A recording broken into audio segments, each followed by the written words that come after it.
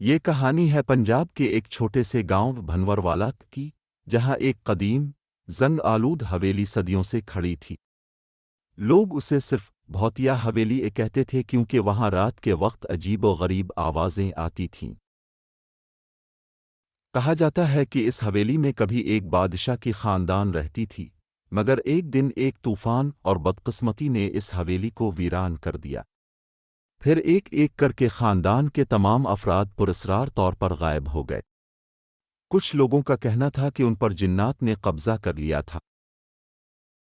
گاؤں کے نوجوان، خاص کر عادل، ہمیشہ حویلی کے بارے میں سن کر ڈرتے تھے، مگر ان کی تجسس کبھی کم نہیں ہوا۔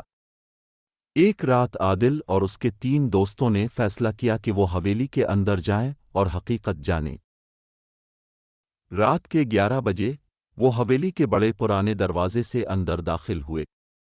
دروازہ زور زور سے چیختا ہوا بند ہو گیا۔ حویلی کے اندر گھستے ہی سرد ہوا اور خوفناک خاموشی نے ان کا استقبال کیا۔ ہر قدم پر پرانی لکڑی کی چونچوں کی آواز گونج رہی تھی۔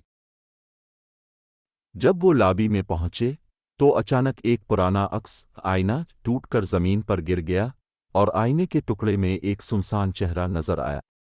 عادل نے پوچھا، کون ہو تم؟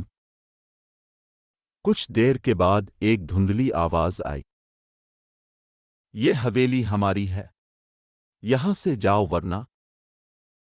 اتنے میں دیواروں سے خون کے دھبے نمودار ہونے لگے اور ہوا میں عجیب سی بدبو پھیل گئی۔ دوستوں نے بھاگنے کی کوشش کی، مگر دروازہ بند ہو چکا تھا۔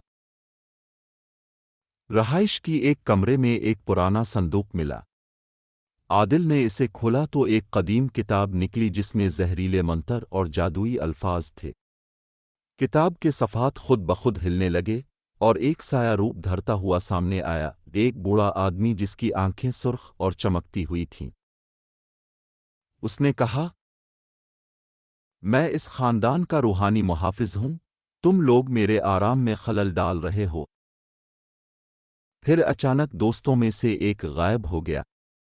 باقی 3 خوفزدہ ہو کر کتاب کو آگ لگانے لگے۔ جیسے ہی کتاب جلنے لگی، حویلی کے دروازے کھل گئے۔ وہ سب بھاگ کر باہر نکلے اور قسم کھائی کہ کبھی بھی واپس نہیں جائیں گے۔ آج بھی وہ حویلی ویسی کی ویسی ویران اور سنسان ہے، لیکن گاؤں والے کہتے ہیں کہ رات کے وقت کبھی کبھی وہاں سے چیخنے اور بھاگنے کی آوازیں آتی ہیں۔